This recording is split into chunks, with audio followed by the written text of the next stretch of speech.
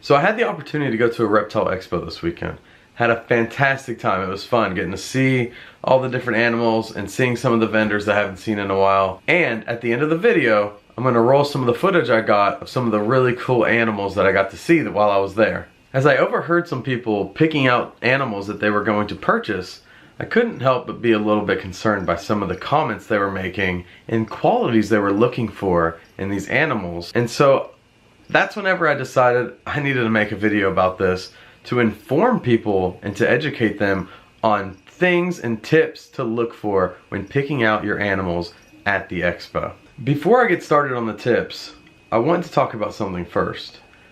You need to be prepared.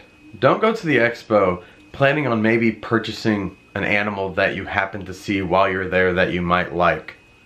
Go there with an animal in mind that you've researched, that you've already set up an enclosure for, that you're prepared to purchase, and have a breeder in mind. Every expo there's a breeder list that you can look at. You can see who they are. You can follow their page on Facebook. You can already know maybe what they're going to bring. You can even prepay in some situations.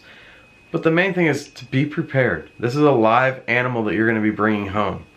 There are too many impulse buys at these expos for animals that people aren't prepared for or are uneducated about.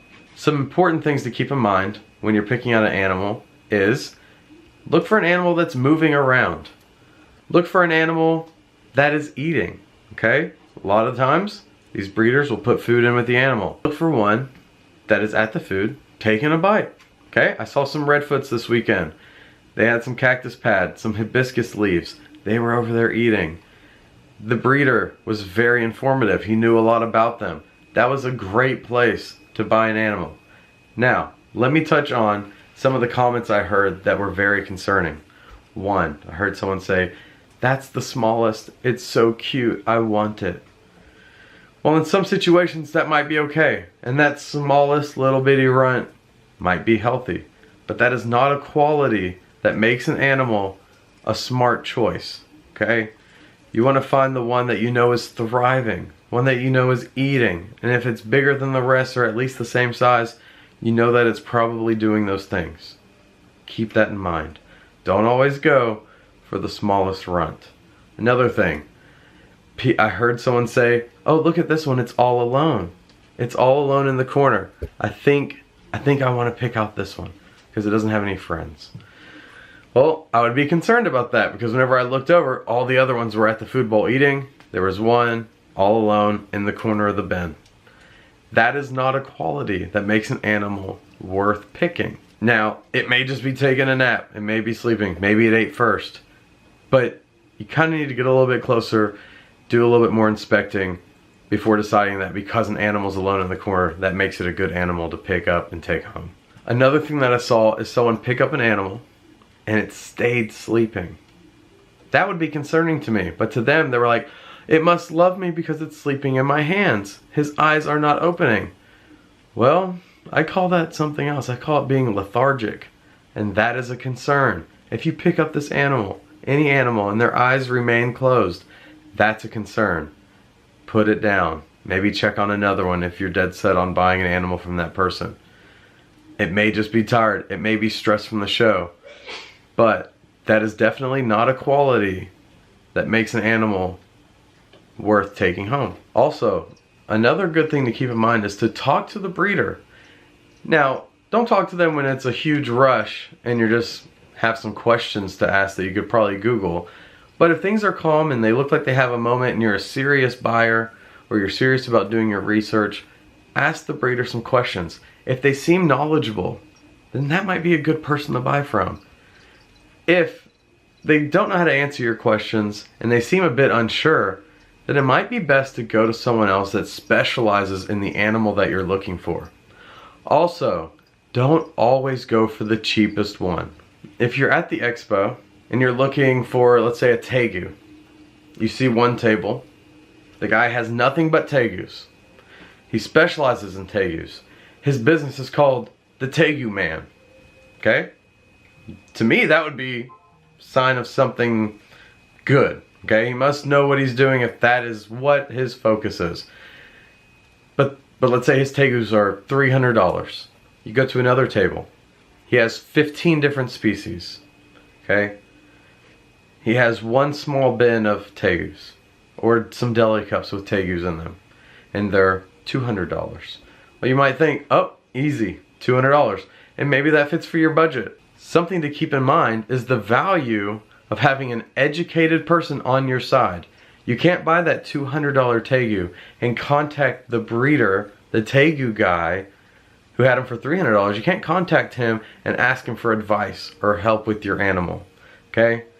Part of paying the higher price is getting that lifelong support from someone who's educated and someone who's dealt with these things before. So keep that in mind. That is priceless, and that is going to save you a ton of money and give your pet a better home. Okay, before we show some footage of the show this weekend, I'm going to share just a couple bonus tips that may help out the breeder a little bit when you do make a purchase. One, bring cash. It's easier to deal with. They don't have to be charged extra fees because they're already charged tax. They're charged to be at the show. We don't make much money off these things, honestly. And so cash just helps a little bit more. Two, if you're bringing children to the show, which I recommend, I bring my kids. I love having them around that, giving them that experience. But what I do is I talk to them beforehand and I tell them, hey, we're gonna go in there. And if we're looking for something specific, I tell them what we're looking for, but typically I say, we're not buying anything, we're just gonna go look and have a good time. But do not touch anything. If you wanna touch something, you need to ask the breeder or ask me if it's okay. I saw so many kids running around, reaching their hands in different bins, touching different animals without asking. That, one, is not only dangerous to the animal, but it's also not respectful to the person's property. Kids don't know that. That's the parent's responsibility to educate them and to talk to them about that beforehand. I know this video seems a little bit preachy, but I felt like some of these things needed to be said and that it was a little urgent. So I wanted to get this video up tonight and just get it out there, get my opinions out there. Let me know what you guys think. But let's go ahead and show some footage from the show. There were some beautiful animals there and I had a great time.